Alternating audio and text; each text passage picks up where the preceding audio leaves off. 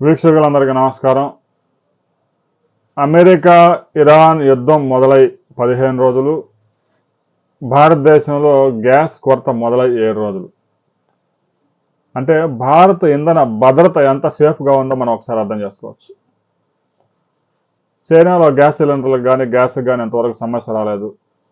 అక్కడ సిలిండర్ బదులుగా ఇంటింటికి పైప్ లైనే ఉంది ఎక్కువగా చాలా ప్రాంతాలకి. అమెరికా ఇరాన్ యుద్ధం చేసుకుంటున్న, హార్మూజ్ జలసంధి మూసివేసిన, చైనా వాడు ఇంధన భద్రత ఎంత సేఫ్గా ఉందో మనం అర్థం చేసుకోవచ్చు. ఒక్క 10 రోజులు గల్ఫ్ నుంచి గ్యాస్ ట్యాంకర్ రాకపోతే, గల్ఫ్ నుంచి క్రూడ్ ఆయిల్ ట్యాంకర్ రాకపోతే భారతదేశంలో దొరికే పరిస్థితి లేదు. అదృష్టవశాత్తు పెట్రోల్ డీజిల్ నిల్వలు 2 నెలలకి బఫర్ స్టాక్స్ ఉన్నాయి. గ్యాస్ ఆ సదుపాయం లేదు. ఇక హార్మూజ్ జలసంధి నుంచి ఎట్టకేలకు 2 అతిపెద్ద ట్యాంకర్లను విడిపించుకొని రాగలిగారు ఇరాన్తో చర్చలు జరిపి. ఎందుకంటే అంతకు ముందుగానే ఒక 2 నౌకల మీద ఇరాన్ డ్రోన్ దాడులు చేసి నష్టం చేసింది. ఇరాన్ అనుమతి లేకుండా అక్కడ ఒక్క షిప్ కూడా దాటే అవకాశం లేదు, కాసుకొని కూర్చొని ఉన్నారు. అందువల్ల ఇరాన్ నుంచి సంప్రదింపులు జరిపి ఒక 2 గ్యాస్ ట్యాంకర్లు తీసుకొచ్చారు. ఒక 2 లక్షల టన్నులు భారతదేశానికి చేరబోతాం. ఇక దీని మీద మీడియాలో పుంకాలుగా కథనాలు రాస్తా ఉన్నారు. భారతదేశంలో రోజువారీ అవసరం ఎంత? 2 గ్యాస్ ట్యాంకర్లు వస్తే భారతదేశం అవసరాలు తీరుతాయా? అవి ఒక 2 రోజులు కూడా చాలు.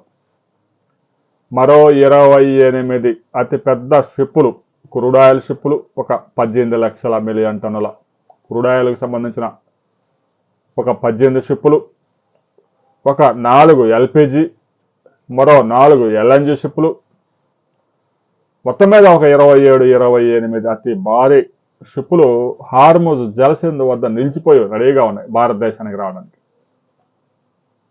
మరి ఇరాన్ వాటిని అనుమతిస్తుందా లేదా, అవి రాబోయే వారం రోజుల్లో భారత తీరానికి చేరతాయా లేదా అనే దానికి సంబంధించి కేంద్ర ప్రభుత్వం ఎలా అంటే ప్రకటన చేయలేదు. మరి ఇరాన్తో సంప్రదింపులు జరపడానికి కూడా ఆ నాయకత్వం అందుబాటులోకి రావడం లేదు. ఎందుకంటే ఆ నాయకత్వం అంతా అండర్ గ్రౌండ్లోకి వెళ్ళిపోయింది. అమెరికా వాడికో ఇజ్రాయెల్ వాడికో సమాచారం అందితే పలానా చోట ఖమేనీ 2 ఉన్నాడు అని తెలిస్తే వెంటనే అక్కడ B-2 బాంబర్లని వదులుతుంది. ఇప్పటికే ఖమేనీ కుమారుడు కూడా కోమాలకు వెళ్ళిపోయాడనే ప్రచారం కూడా జరుగుతూ ఉంది. ఆల్రెడీ ఖమేనీని యుద్ధం ప్రారంభం కాకముందే చంపేశారు. ఇక తదుపరి నాయకత్వం చాలా జాగ్రత్త పడతా ఉంది. భారతదేశంతో సంప్రదింపులు వాళ్ళకి అంత ఇంపార్టెంట్, అర్జెంటు కాదు. ప్రాణాలు రక్షించుకుంటూ అమెరికా ఇజ్రాయెల్తో పోరాడాలి. అందువల్ల వాళ్ళు ఆడ బంకర్లు దాక్కుని ఉంటారు. వాళ్ళతో సంప్రదింపులు జరపడం సాధ్యమయ్యే పని కాదు.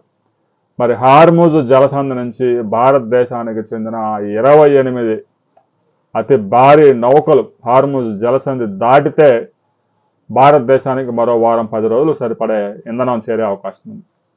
అవి హార్మూజ్ జలసంధి నుంచి సేఫ్గా దాటుతాయా లేదా అనే విషయం రాబోయే కొద్ది గంటల్లో తేలిపోతుంది. ఆ తర్వాత మరిన్ని వివరాలతో మరో వీడియోలో మనం కలుసుకుందాం.